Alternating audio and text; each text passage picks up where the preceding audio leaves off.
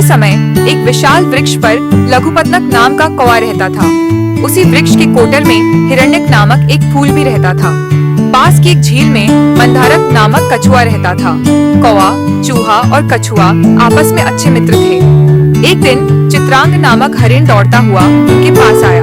वह घबराया हुआ था और उसकी सांस तेज तेज चल रही थी। उन तीनों मित्रों को मालूम हुआ कि वह हिरण किसी शिकारी से जान बचाकर भागा है।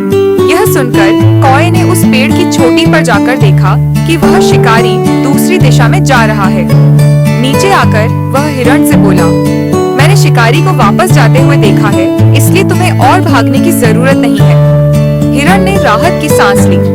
वह उन मित्रों की मंडली में शामिल हो गया।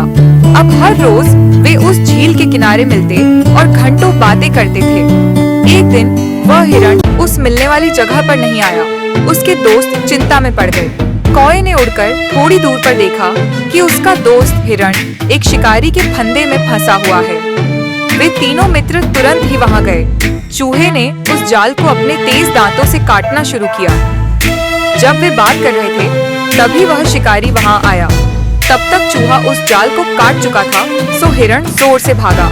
उसके साथ ही कौवा और चूहा भी तेजी से भाग गए। लेकिन धीमे धीमे चलने वाला कछुआ शिकारी की पकड़ में आ गया। अब तीनों मित्रों की कछुए को बचाने की बारी थी। उन्होंने एक योजना बनाई और झील के किनारे उस शिकारी के आने की प्रतीक्षा करने लगे। हिरण ऐसा दिखाते हुए सो गया मानो मर गया हो।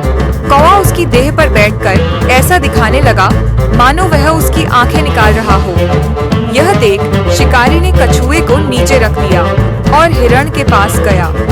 तभी कछुआ तेजी से पानी में कूद गया। हिरण और चूहा भी भाग गए और कौवा उड़ गया। इसके बाद में चारों मित्र सुख से रहने लगे।